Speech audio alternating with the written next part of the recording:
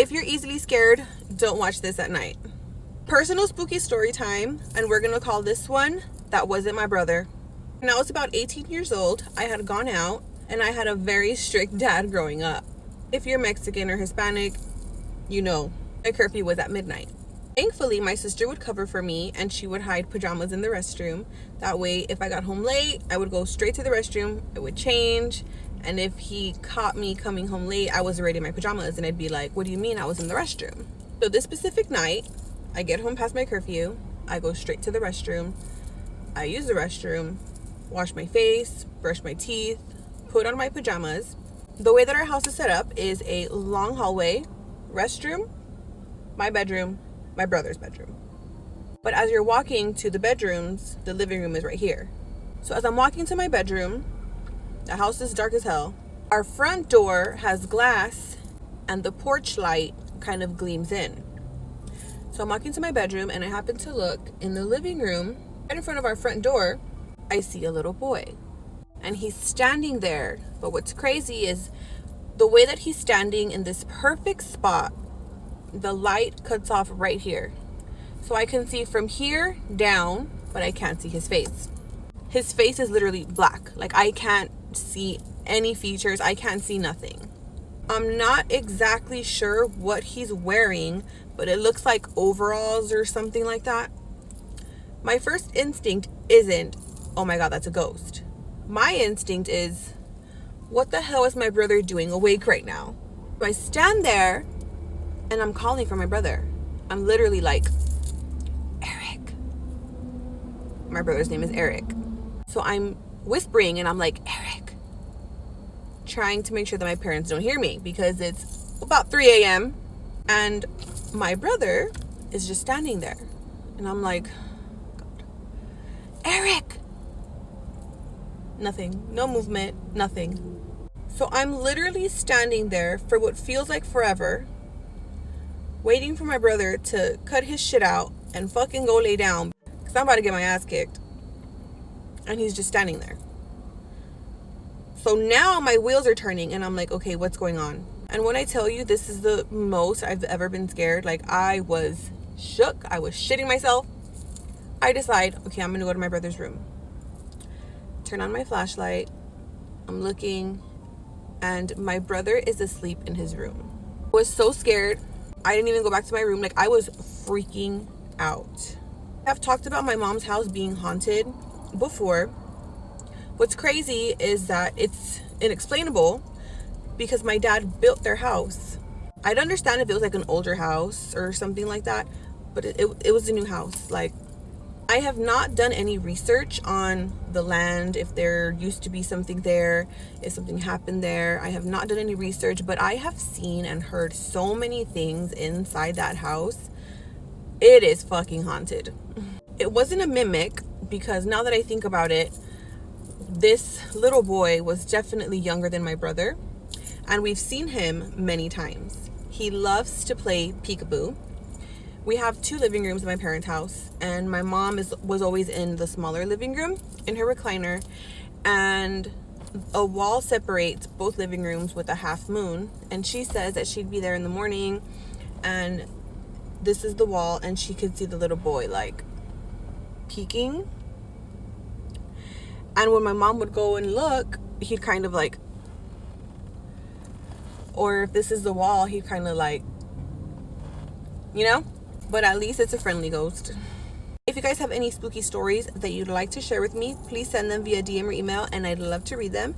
And I will see you guys in the next. This girl sent me a story telling me that she thought she was dealing with a mimic in her house until she saw it, and what she saw was far worse. So we're gonna call this girl Trisha. So Trisha lives in a small village in Germany, and she's never really had anything scary happen to her in her life until this happened. One night she's sleeping in her room, and her room is next to her parents' room, and it's very important to note that her parents, the walls are very thin. She can hear everything in her parents' room. She's just laying in bed, like trying to fall asleep, when suddenly she starts hearing these creaks in the hallway, and she's thinking to herself, like, that's kind of weird, but it's an old house. Like, it's probably just the house making house noises. So just to kind of give you a layout of her room, she has her bed right here, and then to the left of her bed is her door. Across from her bed is her TV, and right next to her door is a closet with a mirror, and that's important to note too. She's just laying there listening to these creaks when she decides that she's going to turn around and she's going to try to fall back asleep. Well, as she turns around and she's trying to fall back asleep, she hears something go, Trisha, Trisha, in her mom's voice. So at first she thinks that it's her mom. So she's kind of like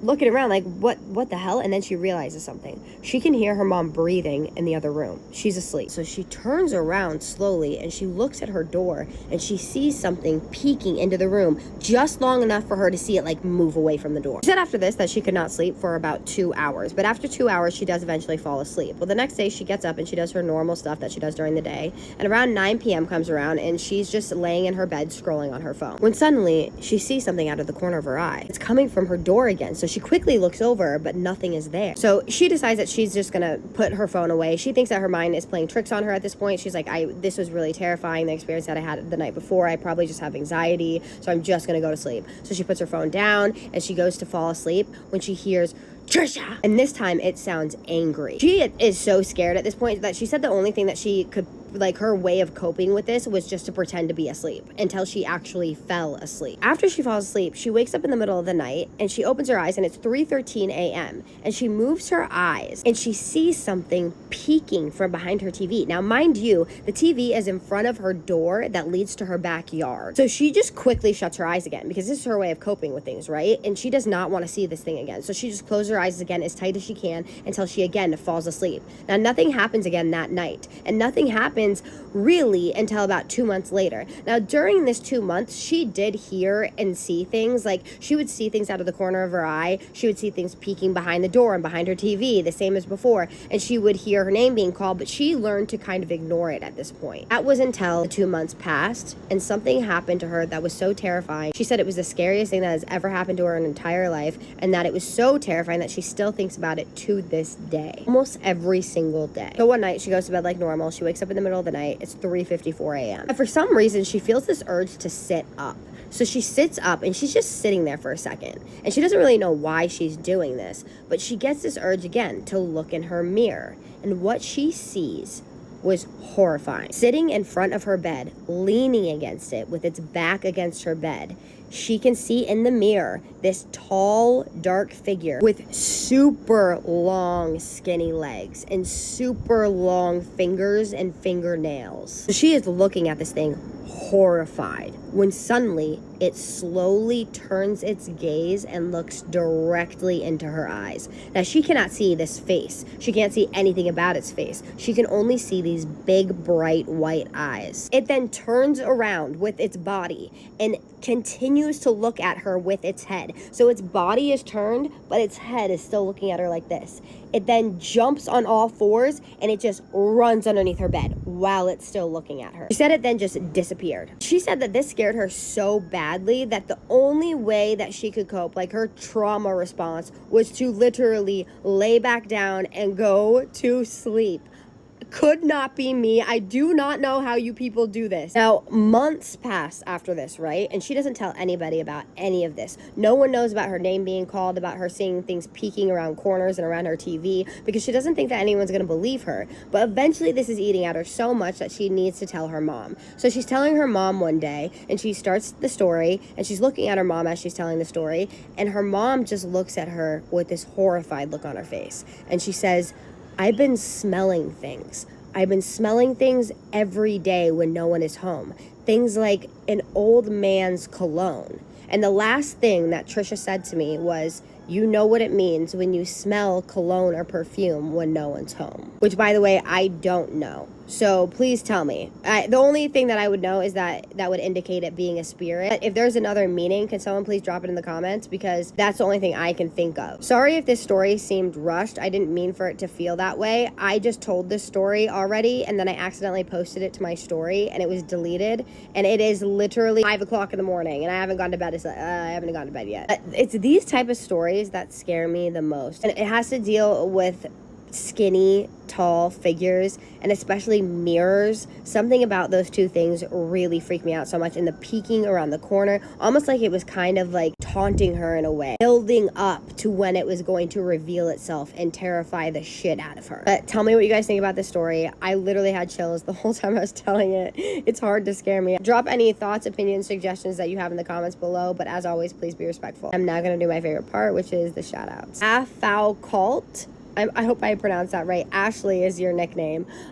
Thank you so much for what you said. You said that you have a pretty stressful life and that your way of winding down is to watch my stories. And I can so relate to that. I also have a stressful life. As you guys know, I work more than I should. And so I cannot wait to go climb in my bed right now and listen to scary stories until I fall asleep. So I love that I can be that for somebody else. It makes me so excited that I am someone else's comfort spooky storyteller. And I feel so blessed to be that. So thank you so much. Thank you for being a part of my community. Thank you for being kind. Thank you for telling me that. And I hope you know how much I appreciate you. Really, I love you, girl. Michaela B, I feel like I remember giving you a shout out before, but I don't have you on the list of like my shout outs that have already been told. So I'm going to give you one right now. You said that TT has been unfollowing and unliking my video. It's okay, girl. I know that you watch my videos. You're good. I wouldn't think that you would do that. I really appreciate you telling me that though. Thank you so much. You said that you were my #1 fan, and that's the nicest thing to hear. I appreciate you so much. Thank you so much for being a part of my community and for watching and supporting me, and even noticing that you were unfollowing me. That's awesome in itself, because that means that you do watch me a lot. So I appreciate you so much. I hope you know that, and I love you, girl. And with that being said, my name is Kaisa, and I tell your paranormal experiences on here or ones that you recommend to me every single night. So if you're into that, hit that follow button. I can't talk, I'm so tired. And with that, wait, what was the next thing I always do? Oh yeah. And with that being said, I forgot. And I just need you to do 3 things for me. And what are those? Keep sending me your scary stories. Have a safe night. And what's the third one? Say it with me. Have a spooky night. Love you guys so much, my spooky babies. I'll see you in the next one. Spooky kisses and... Have any good paranormal experiences? Because I do. Let's talk about it. About a year ago, I was playing hide and seek in the house with my kids and my husband. And it was my husband's turn to hide, so he takes off running down the hallway. We give him a minute, and my daughter grabs my hand, and we start walking down the hall. And I get about like right here at this doorway. And out of the corner of my eye, I see a head peek around this corner, like clear as day, peek around and go back. So I'm thinking, okay, he's hiding in here. I'm waiting on us to get like right there and then him jump out and scare us. So we pass by and he doesn't jump out. And I'm like, okay, he's gonna wait until we turn back around. And as we walk by the hallway, I slowly peek into that room so I can see where he's at, because I don't want to get scared. And he's not in there. So we keep walking into the bedroom, look around. He actually is in the closet in there. But I clear as day saw a man's face, hair, facial hair, peek around that corner and go back in. And it was gone whenever I went by. It was really freaky. After the fact, I was telling my husband about it, and he actually went searching the house and searched around the perimeter because I was so convinced that I had seen something. He thought maybe someone was in the house. It was wild. Tonight you're going to hear a terrifying story, but it's not going to come from me. It's going to come from my Appalachian grandmother. She lives more than 12 hours away from me, but came to visit. Well, I want to tell you about a bad experience I had when I was growing up. And we used to go walking of a night and not think anything about it. I lived in Ohio. And so my cousin and myself and another girl, we were all walking. This soldier boy came out and he asked us, he said, I want to know directions. And he kept walking down towards there was a street light, but he kept on edging off to the side where it was shadow. And so I got a little bit suspicious. I got scared. And this friend of mine, she wanted to borrow my shoes. I had some hard sole shoes on. And we swapped shoes, and she had those on. Well, when he grabbed her and he was dragging her, and we ran as hard as we could run. And He still had your friend? He had our friend, and she had those shoes on, and she kicked his shin. When she did that, he turned her loose, and she ran. And we ran till we got home. All right, what year was that? Do you remember roughly what year? Probably in the 50s. The 50s, but how old were you? Oh, I was probably around 11 or 12. God, were all of your friends about the same age? Mm-hmm. God, and she was able to kick them hard enough to get them to let go. Mm-hmm. Where were you guys going to run? And the next morning, it was in the news that this soldier boy had killed this girl. Oh. And so evidently he got someone else. And we were just lucky. Oh, that gave me that really gave me chills all over. We were lucky. Yeah, so am I. 'Cause if he'd So- have got you, I wouldn't be here. Let me know if you all want to hear more from my Appalachian mother and my grandmother and my brother that actually still live there. While they're here visiting, I can actually do a whole deep dive with them of all the scary, creepy stuff they saw. A follower sent me this story about her childhood best friend who wanted to be famous so badly that she eventually tried to sell her soul for it. And according to her, something accepted the offer, but it never made her famous. It just started taking things from her. And before I get into this story, as always, there's no way for me to verify any of it. This was sent to me by a follower named Brittany, and she said that this happened to her childhood best friend several years ago. So, as always, take it as entertainment and decide for yourselves what you believe, because Brittany herself still isn't entirely convinced that what happened was supernatural, but she also can't disprove it either. She just knows that after her friend tried this ritual, she watched someone that she'd known almost her entire life slowly become unrecognizable. And Brittany called her friend Elizabeth. They grew up together, same neighborhood, same schools, same group of friends. And from the time that Elizabeth was a teenager, there was one thing that she wanted more than anything else, and that was to be famous. Not necessarily like rich, but just famous. Brittany said Elizabeth used to joke that she'd rather millions of people know her name and hate her than live an ordinary life where nobody knew that she even existed out of their small little town. And at first, it seemed kind of harmless. Elizabeth tried acting, nothing happened. She tried singing, nothing happened as well. Then social media really exploded, and Elizabeth became convinced that this was finally her ticket, out. And this was her big opportunity. And for years, she posted consistently skits, story times, makeup videos, trends, live streams, get ready with me, you name it. She bought better cameras, better lighting, better equipment. I mean, she changed her appearance. She studied successful creators obsessively, but nothing ever worked. And a video would get, 300 views, 200 views, 80 views. And she'd gain, some followers, and then she'd lose them the following week. And Brittany said that the lack of success slowly became like an obsession with her. And Elizabeth stopped asking, how do I make better videos? And instead she would ask, like, why doesn't anybody choose me? And then one night, Brittany was at Elizabeth's apartment when Elizabeth said something that made her laugh at first.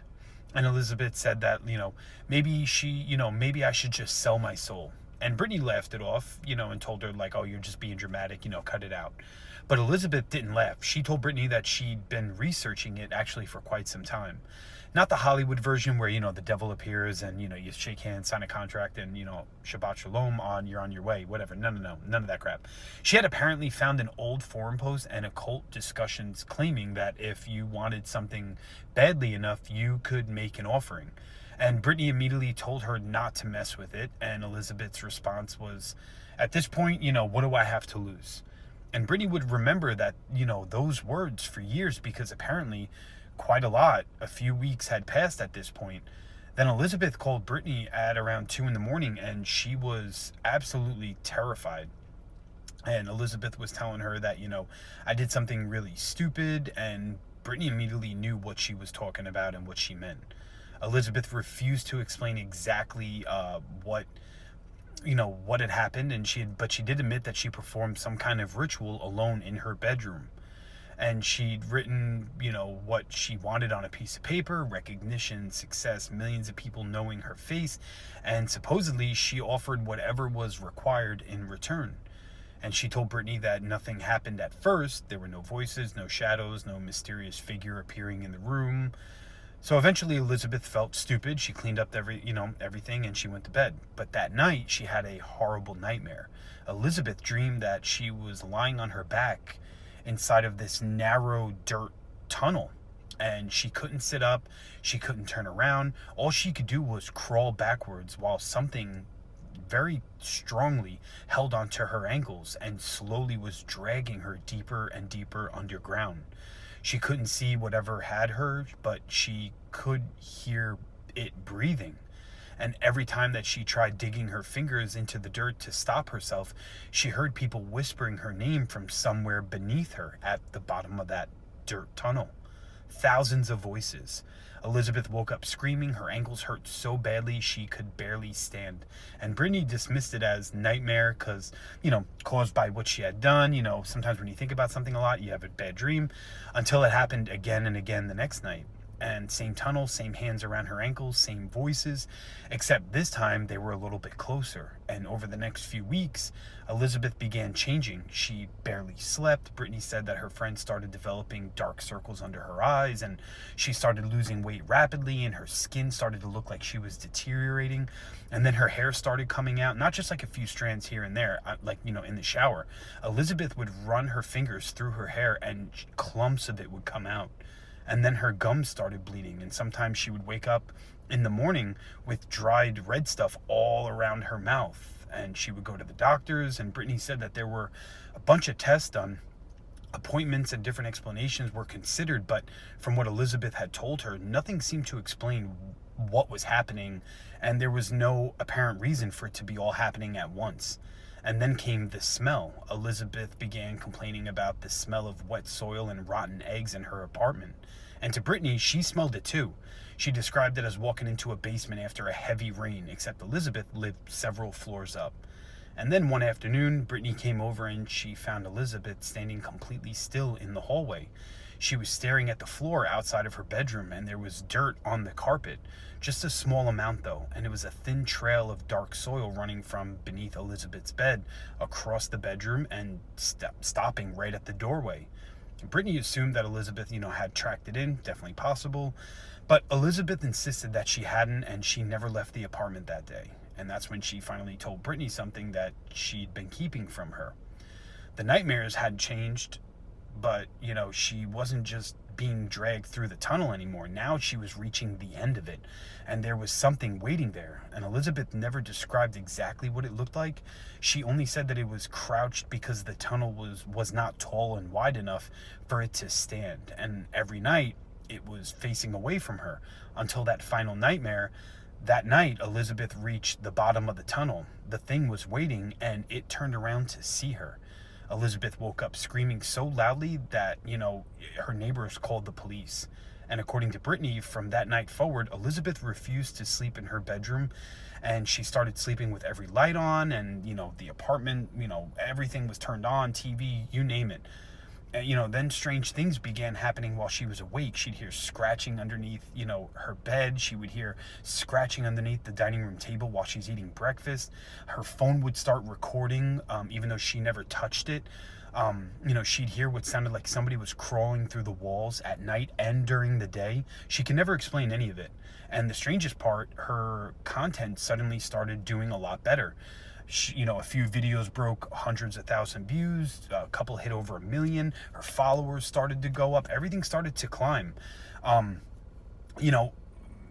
now she was paying a price for it. And Brittany thought that she would be excited, but she wasn't. She's like, if I just want to give it all back, I'm done with this. I don't want this anymore. And she ended up having to move away. And Brittany, since that time, Brittany has not heard from her in over 2 years. She deleted all of her content, she stopped posting everything. She just threw everything away, and she just walked away from everything. And Brittany has not seen Elizabeth since. And sometimes when you make a deal with something like that, you're not prepared for it to come to collect, because this thing, whatever it was, it came to collect, and she was not ready for it. I mean, she would wake up with dirt packed under her fingernails. I mean, like stuff was getting real.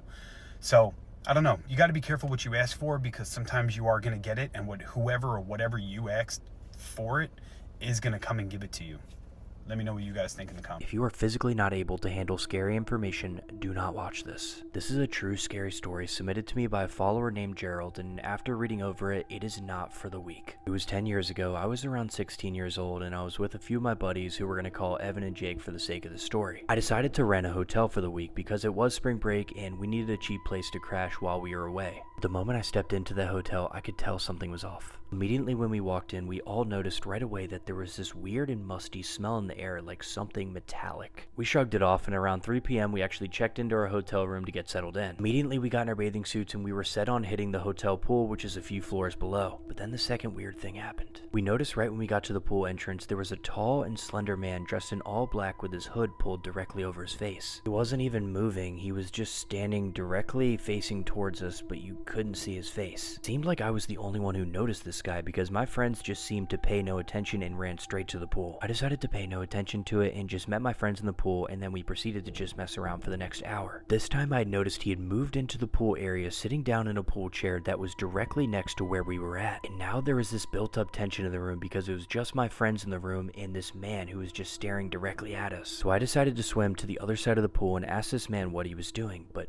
I just got no response. But it wasn't the fact that he didn't respond that gave me chills, it was the fact that he kept proceeding to stare directly at me after I asked a question with this blank stare on his face. But that's when I saw it. As I looked down at the bottom of my feet, underneath me is just a figure laying there motionless, dressed in all black. As soon as I saw that, panic surged through me as I try to swim to the edge of the pool as fast as I can, screaming at the top of my lungs. As soon as I get to the edge of the pool, I look back to where it was, and nothing. No one at the bottom of the pool, there was no one in the chair, they were just gone. And obviously my friends run over to me to see what is going on because I just screamed at the top of my lungs in an empty hotel pool. And after telling both of my friends what I just saw, none of them believed me. Still obviously shaken up about everything, we decided to dry off and get dressed to go to dinner. As we get to the restaurant, I'm still shaken up about this, but my friends are just making fun of me, saying I'm hallucinating and seeing things. But I didn't care because I knew for a fact that whoever or what I saw was real. And as we sat down across the dining room in a booth, he was there again. Same black hoodie, same stillness, and staring directly what felt through me. At this point, I'd had enough of whatever this was, and I'd ran over there to go confront him in front of the entire restaurant. But the moment I had gotten close to him, he was just gone. I looked around the restaurant, and there was just no sign of him to be found anywhere. At this point, I just had no idea what to believe. At this point, I was so terrified about who or what was following me, I insisted that we had to leave immediately the next morning. My friends insisted that I was just paranoid and that we stay the rest of the time that we had booked already at the hotel. It was a long day for me, and I just needed to go to bed, but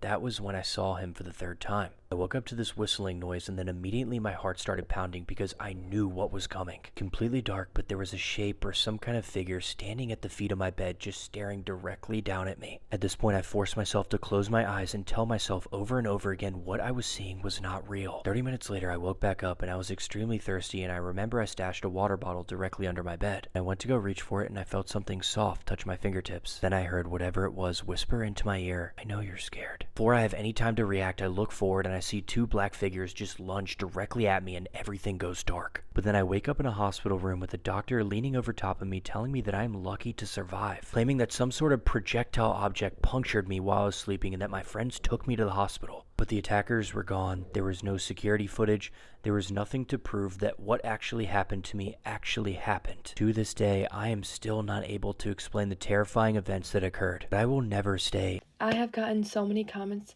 about asking for another horror story. If you are watching this at nighttime, I would save it for later or watch at your own risk. Again, if you don't believe in paranormal activity, just scroll past this video because I'm not gonna argue with anyone in the comments. I don't know if you guys have watched this video yet, but I'll put a screenshot right here of this haunted, I don't know if it's haunted, but this very weird road that I live right by. Something happens every single time I am on that road. Last night I had work and I decided to take that road home, that specific road home. Immediately regretted it because it was almost midnight.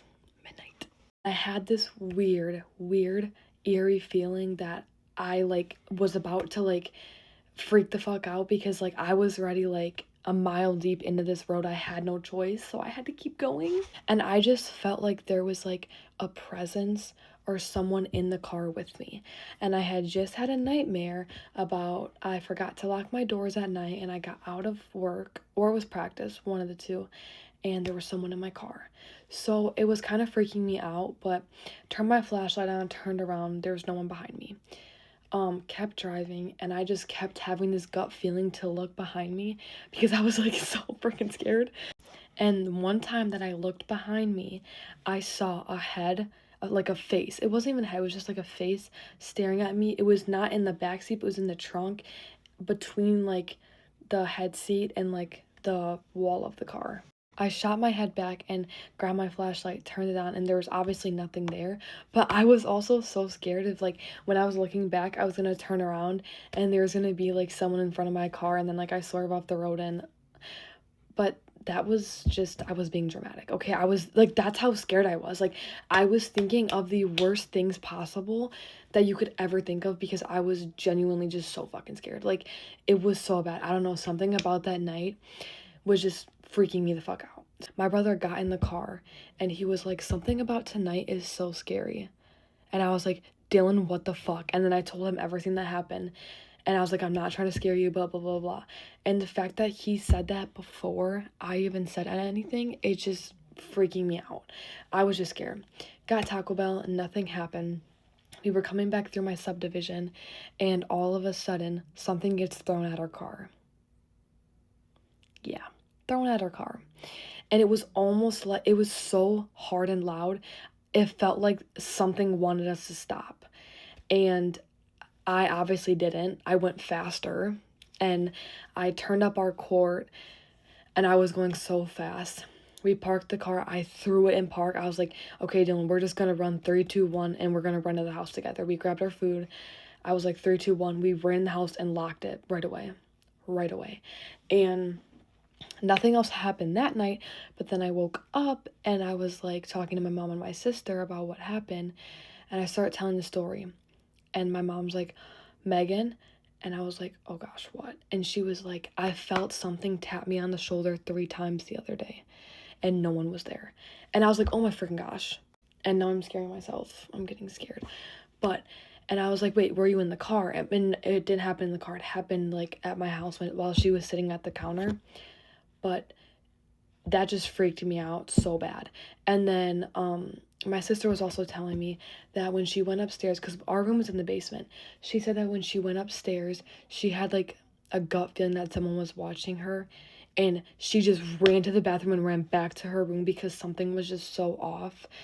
Like, she did not like the feeling. And now I'm so scared to drive at night. Like, even not on the back roads, like, I always feel like someone is in the car with me. And I don't know if it was because the dream I had or the face I saw, but I don't like the feeling that I get every time I go in the car. Anyways, let me know if you guys want more story times, which you guys probably will, because I have not stopped getting comments on multiple videos, more horror story times. So if you guys want some, comment down below and I'll give you guys some more. Thank you guys for watching. I love you guys. Whatever you do, don't pull over at night. Last night I was driving home from a family reunion, and it was pretty late. The drive back was about 2 hours long. Most of the drive was on roads with dense bushes and tall trees on either side. You know, the real creepy ones you see in a lot of movies. Yeah, I know. I should have known. But anyways, I had been driving for about 45 minutes and I started getting really tired. You know how it goes, the big yawns and then the droopy eyes. I knew I wasn't going to last, but I tried to push through, I swear, for as long as I could, which honestly was only for another 15 minutes. That's when I started swerving, and I knew I had to pull over to at least take a power nap so I wouldn't be a danger to myself and to others while on the road. The road I was driving on wasn't necessarily completely empty. Like, I would see a car go by every 20 minutes or so I wasn't completely alone. I don't know if that made me feel better or worse about pulling over, but all I knew was that I needed to. So that's what I did. I pulled over to the side of the road, onto the grass, next to what appeared to be an endless sight of tall trees. Honestly, it was so relaxing, seeing the moonlight seep through the cracks. I locked my car, reclined my seat, and before I dozed off, I made a mental note of the time. 11:57. Then off to sleep I went. Sometime later, I was awoken by, I want to say, a moaning sound of some sort. I don't really know, and I don't know where it was coming from, but I opened my eyes right away and I locked my eyes on the radio clock, which read 12:35 a.m. As soon as my eyes adjusted, the sound stopped. Something still felt off though, but I was extremely tired and my car was locked and I was safe from animals. I should have trusted my gut looking back. I should have just left then and there, but I was tired. I fell back asleep. Then later on, I was awoken by the same sound, except this time I knew exactly where it was coming from. It was louder than before, and it was coming from the back of my car right under the trunk. I shot up right away and I looked at the time, adjusting my eyes. It was 1:56 a.m. It was so late, I thought. I tried to look at the rearview window, but it was foggy. All my windows were foggy. My heart was pounding at this point, and I was so confused. The moan grew louder, and I wasn't going to stick around to find out. So I quickly took out my keys, but my adrenaline caused me to fumble. I let out a little yelp. Shit, shit, shit, shit, shit. Whatever was moaning heard me and stopped and now knew I was finally awake, and so it began to climb on the roof of my car. I caught a glimpse of its back legs through my foggy window as it climbed onto my roof, indenting my car roof on its way towards my hood.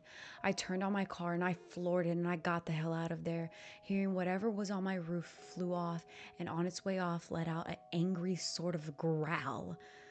I was probably going 100 down the road. I rolled down my windows to defog, and that's when I saw a car with its hazard lights pulled over to the side. It was probably like, I want to say 2 miles ahead of where I was initially stopped. I see the driver's side fully ajar, causing the car's interior lights to illuminate the whole inside of the car. It was completely empty. I slowed down a bit, but I wasn't going to fully stop. I wasn't stupid, not after exactly what I had just experienced. That's when I heard the most terrifying sound.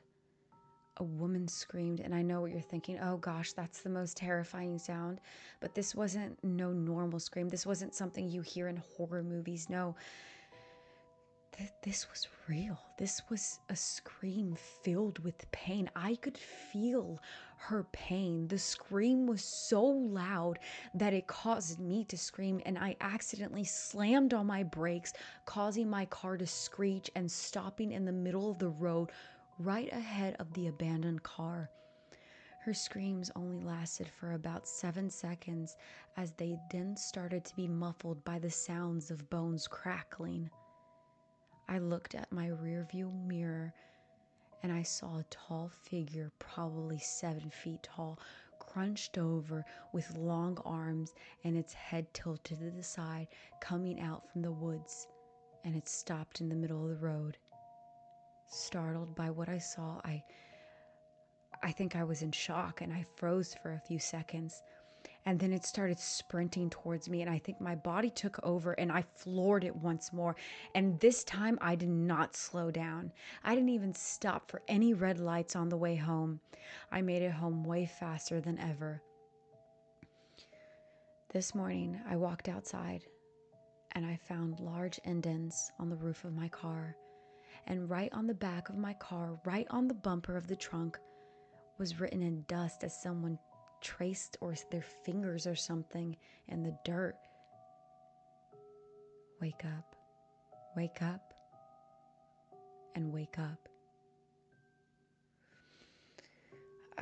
I've been checking the news to see if anyone's gone missing or if anything involving what happened last night has been reported, but nothing yet. Did I dream the whole thing? Was it all a panic? I don't know. How do I explain the indents on my car? What happened? All I know is, whatever you do, don't pull over at night. Good night. I found this creepy post on Reddit where someone shared a picture they took on accident that appears to show a set of glowing eyes above their couch. But commenters were quick to point out that the glowing eyes seems to be the least of their problems. OP said they took this photo on accident when they were Snapchatting someone. They pointed out that in the window to the bottom left is what they believe to be a possible ghost or spirit. They also confirmed that they don't have any pets, so this glowing set of eyes could not be from that. The comments were flooded with people pointing out that it's not just the glowing eyes that can be seen in this photo. Almost everyone in the comments said that when they turned the brightness up on their phones, they were startled by what appears to be someone or something standing in the doorway. Some people suggested that maybe it's just a jacket hanging up on the back of a door, but when you zoom up on it, it seems to have a face. Even scarier is that OP said that the door frame in question doesn't belong to a closet and doesn't open up into another room. It's actually the door leading to their backyard. I'm just dying to know what you guys think this is. Please let me know in the comments, and if you like creepy things found on Reddit, make sure to follow me. Y'all want to hear some real scary stories? I can tell you some stuff that keeps me awake at night. In fact, it's some of the main reasons why I can't sleep. If y'all didn't know that I'm a wildlife expert, me and my wife have a wildlife education facility, but I've seen some of the most cruel, disturbing things working with animals that you could ever imagine. Last few days have been pretty rough, so I figured I would talk about it with some of y'all. Alright, so you know when a sheep or a cow or a horse needs to be euthanized, the legal euthanasia method on a farm is 1 bullet to the head. Alright, I'm going to go ahead and give you all a warning if you don't want to be disturbed by some of this. I'm going to tell you what it's like really to see these things, okay? This happened a long time ago, and I still think about it just randomly, or I'll like have a dream about it or a nightmare. So there was a sheep. It was very old, and it had a terminal illness. It had had multiple surgeries on. It was suffering. The vet called me, and their recommendation was to put her down. She was way too big and heavy to move, so we walked her over to where we had already pre-dug a hole. Okay, now it's time to put her down. We had her right next to the hole. I administered the bullet, and it was 100% on the money, exactly where that bullet was supposed to go, right next to her, point blank. She looked up at me with blood pouring out of every orifice of her face, and then looks back down and just starts eating the grass like nothing had ever happened. She continued to eat grass for the next 10 minutes before it was like somebody turned the lights out and she just went over.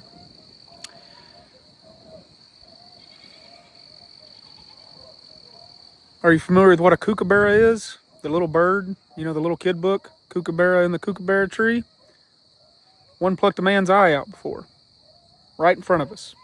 It was on his shoulder. He turned to look at it. It just so happened to be turning to look at him at the exact same time. As they both turned, its beak went right into his eyeball, and the tips of their beaks are pretty sharp, and it pierced his eyeball, and out of a reaction, it grabbed hold as hard as it could, and it yanked. And it yanked his eyeball right out, immediately. So fast. I once saw a raccoon get a rope around its ankle, and it wasn't even like a big deal. Like, it just went around its ankle for a second. It wasn't stuck. It didn't fight and freak out. But its immediate first thought was, hey, better bite the leg off. Okay? We obviously stopped that from happening. We took it to the vet. It had to be stitched up. It had to be taken care of. But the amount of anxiety I get from letting animals have a plethora of toys, especially toys that are ropes, is now terrifying. I get such anxiety anytime we give animals new toys they've never had before, so we keep it simple.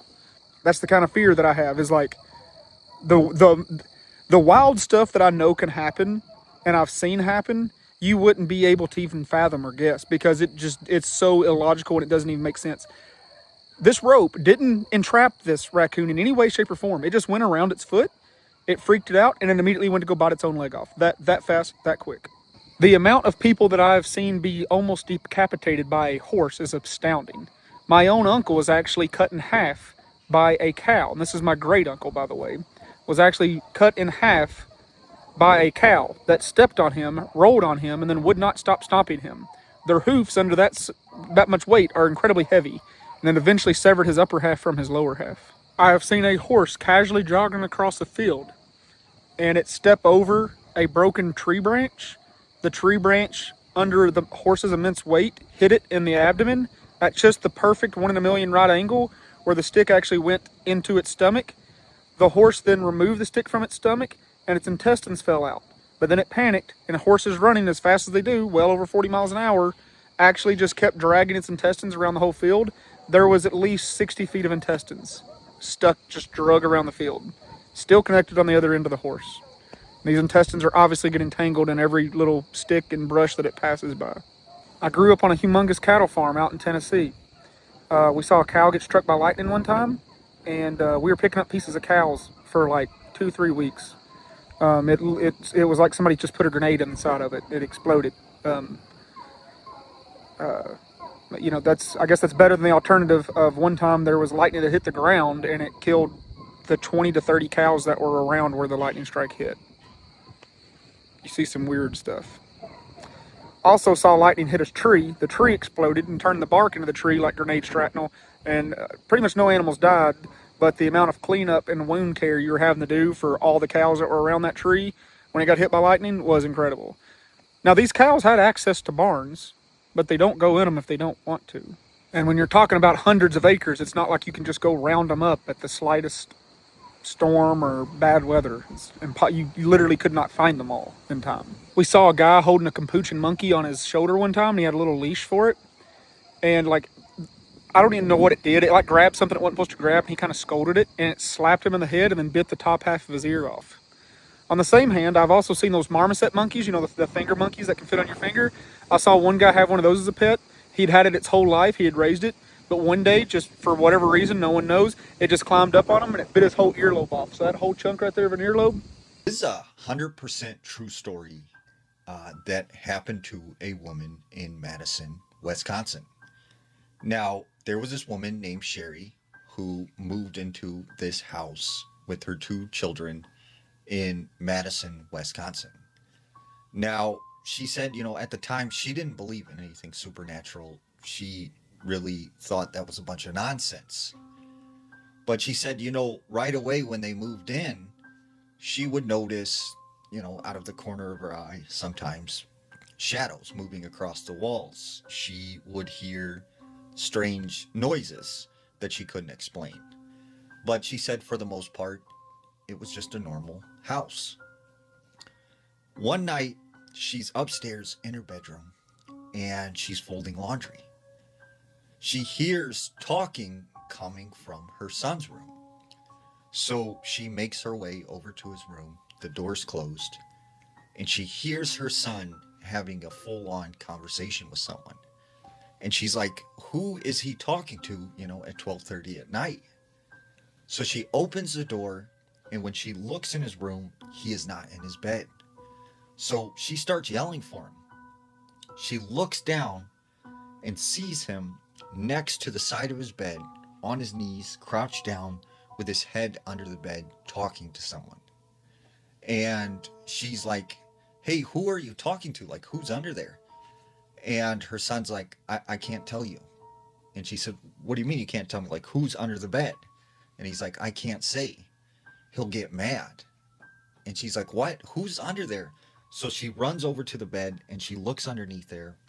It's empty. There's nothing under there. So she's like, you know what? Just get back in bed. Like, just stop, you know, doing whatever you're doing. Several weeks pass, and like on a regular basis, she keeps finding her son talking to someone under the bed, except there's no one there. So after a few weeks of this happening, she thinks maybe something is wrong with her son. So she takes him to this child therapist. The therapist like assesses him and says, you know, he seems completely fine. It's probably just his imagination. So several months pass and he keeps on doing this. Well, one day she's sitting down in the living room with him and they're talking when she notices he has some scratches and bruises like all over his body. And she's like, where did you get those scratches and bruises from? Like, what's going on? And he's like, I can't say, I can't tell you. And she's like, yes, you have to tell me, like, what is going on with you? And finally he breaks down and he starts crying and stuff. And he just starts freaking out. And then he runs up to his room. So the mom, you know, at this time is like, I don't know what to do. Like, what is going on with my son? Like, she's just panicking. Later that night, she's awoken to her son screaming in his bedroom. She runs as fast as she can. She goes in his room. She finds him halfway underneath the bed. He's grabbing onto the bed frame, and it looks like something is pulling him under the bed. So she immediately grabs him, pulls him out from under the bed. She looks under there. There's no one there. So she's like, you know what? This is weird. Like, you're sleeping with me tonight. You're going to be in bed with me tonight. So they go back to her bedroom. He lays down. He falls asleep. She's sitting in bed. She can't sleep. She's like freaked out about this whole situation. When all of a sudden she hears, shh, hey, come under the bed. And she's like, what? She looks over. Her son is sleeping. But then once again, she hears, hey, come here under the bed. I need to talk to you. And it's like a man's voice. And she's like, no, who are you? Like, go away. And the man's like, come on, get under the bed. I need to tell you something. And like, she's like, no, I'm not going under the bed. And she said this man, whoever he was, just started yelling obscenities and getting really angry. So she grabs her son. They get out of the house. And she said she left that night and never went back. And still to this day, that house sits there. And she said she's talked to the neighbors, and they said since she's moved, like several families have lived there and they moved. That's not my mother. So this story happened about 11 years ago. I was a senior in high school at the time, but it is the single most mind-boggling experience I've ever had. It's also important to note that it happened in the middle of December. I'm from Iowa, and the winters here get cold, and it's like that kind of cold, if you get stuck outside, you'll die. That plus snowfall makes everything dead silent. You can hear anything and everything inside the house and even immediately right outside the house. Well, me and my best friend were hanging out in my family's walkout basement, just having a boring winter night playing video games. We were also the only ones home. The reason it was just us is because my mother went from work straight to the bar to grab a few drinks with her coworkers. So me and my friend thought it would be a good idea to break into the family wine cellar and live a little. As we were sitting there opening up the first bottle, I hear the door of the garage open and slam shut. I immediately go, oh shit, and start looking for places to hide the bottle. My friend then says, I thought you said your mom was supposed to be out all night. She was, I replied. I then heard a few heavy stomps and hear my mother yell out, meows and boo, anyone home? I yell back up the stairs, yep, just hanging out in the basement. I hear a few more steps move from the garage door towards the stairs, and she yells out again, can you come up and help me with something? I need you up here.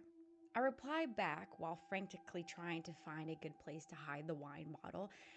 Yep, just give me a minute. Then there was silence for about 20 seconds.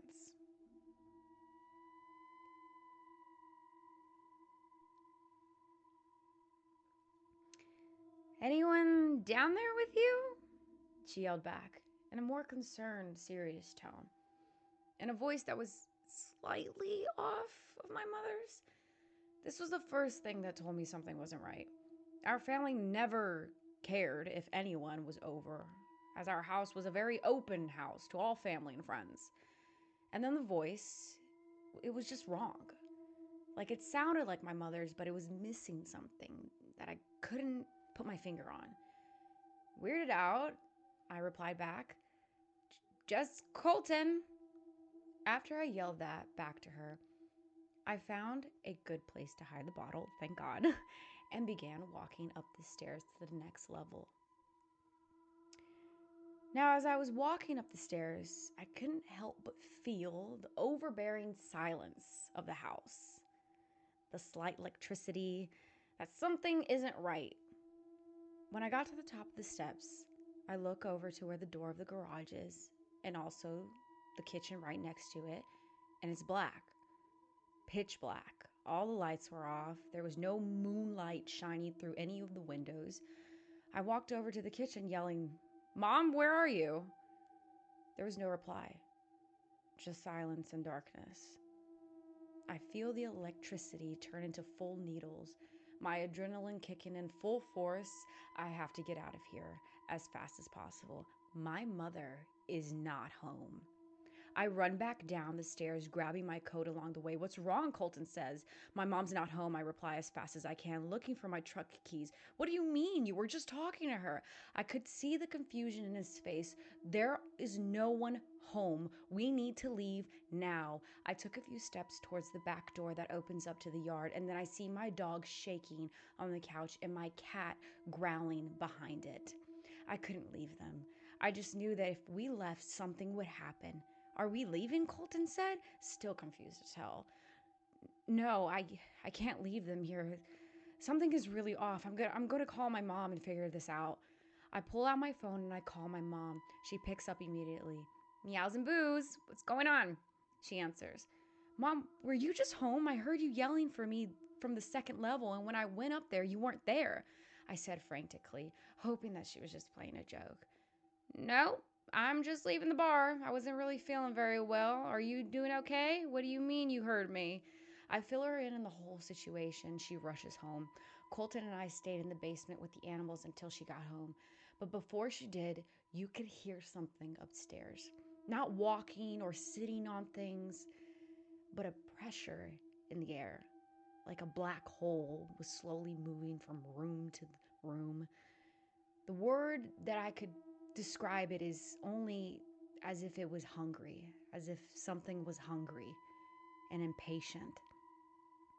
When she got home, you could feel the thing leave just as quick as it came, like an overbearing predator presence just flown away. We still have never figured out what the hell was going on, and this is just one story of many unexplainable things that has happened to us. But this is the easiest to write down and the one that I was happy to have a witness to. My mother has passed away now, sadly, and I've moved away to Arizona, so very less cold. But whenever I go back to Iowa and I see Colton, he still gets creeped out about what happened that night. I will never truly know what happened, but I know that whatever it was that had my mother's voice, it was evil and it was hungry, and that was not my mother.